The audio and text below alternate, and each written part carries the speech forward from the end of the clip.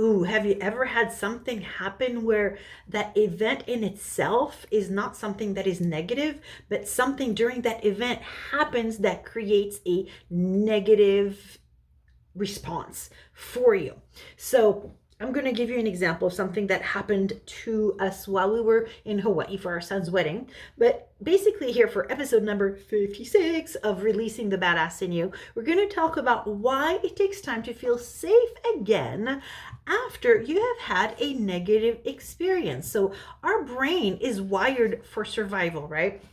It's not wired for comfort at all. So if you have one bad experience, it can instantly trigger long-term stress response. And that event that happened to us, that was an instant response. So I will share that with you in a moment. What happens in your brain is the amygdala. Yeah, the amygdala. I don't know how to spell it, but the amygdala.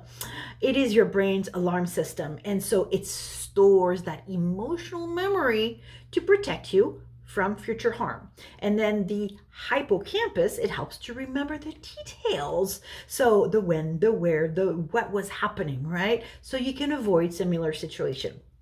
And even when the same event happens again without having bad things occurring, your brain will still sound the alarm just in case. And I'm going to close the door because I'm hearing the garage open. So, all right.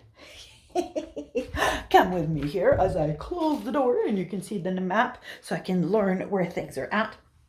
So, what was that event that took place while we were in Hawaii? Well, as we're sitting out in the backyard, there is a golf course that was behind the place we were renting while we were out there. A regular thing to have out in Hawaii, right? People like to hang out at the golf courses and play. Well, as we're hanging out, we can hear the people hitting the balls, and sometimes you can see the ball in the air because, it's a pretty big space. And you could hear other people talking and hitting the ball. That's not the exact sound. But at one point, crash, and I screamed. So the ball, instead of going in the direction that it should have gone towards the hole that they were aiming for, it came in our direction and crashed and broke the window that was right by us. So I screamed. That was my instant response to that.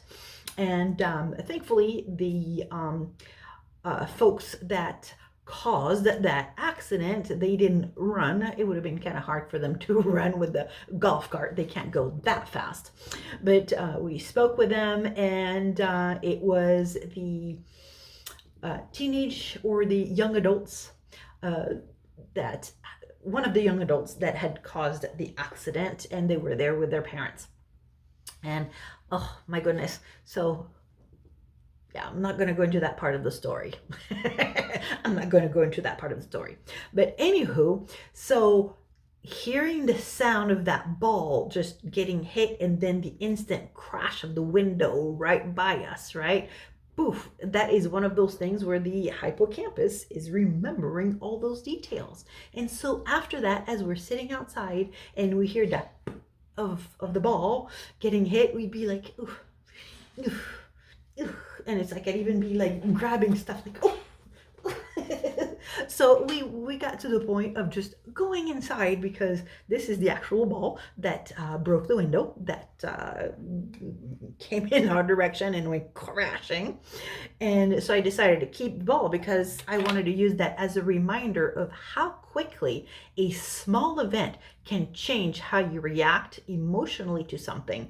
Because in itself, a golf ball getting hit does not create a negative emotion, right? But there, hearing the golf balls after that getting hit, it was that intense, the whole body tense up, and to where we got to the point of let's go back inside.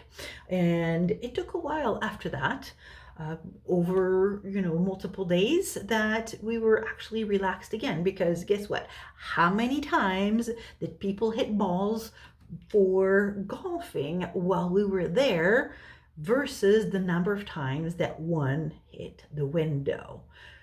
I can't tell you how many times, but I would say it was at least 100 times that we heard a ball getting hit, but only one that hit the window. So that one caused the to happen, and then it took a great number of times for our bodies to actually relax again and not go tense up each time that a ball was hit. So it does take multiple safe experiences for the brain to then update itself to that situation to say, this is not a danger. And so over time, your prefrontal cortex, the logic part of your brain, then starts to say, hey, this is not a threat anymore. So this is called extinction learning. So you are erasing the fear and replacing it with new evidence. And so this is why consistency is key for a lot of things. And consistency is key because there you can have that repetition of calmness when that particular event happens, whether it's publicly speaking or maybe doing sales calls or trusting somebody, right? So there's different tools that you can use, like deep breathing, mindset journaling, reframing. And guess what? I have a reframing worksheet for you that you can go to the blog. We got it right up here. Go to that blog and you can download that reframing worksheet and you can use it anytime. You can use it. Maybe there is something that you are aware of that creates some stress and that creates that different feel when that situation comes about. Maybe it is public speaking. I know that's one for quite a few. I know I've experienced that quite a bit, and I still do once in a while, right? So with that worksheet, you get to work through, this is something to do on your own, right? You get to work through the reframing and identifying things so that then you can, over time, reframe, right, your mindset, and you can have your body then able to relax and move forward when those situations, those events come about, and you won't need to feel that tense, you won't need to feel that stress happen anymore. So thank you for joining me today for episode number 56 of Releasing the Badass in You. And what are the golf balls in your life, right? So download that worksheet and do that little exercise for yourself, and come on back next week for episode number 57 of Releasing the Badass in You. So till next time, toodle pip, a hooey ho, and aloha.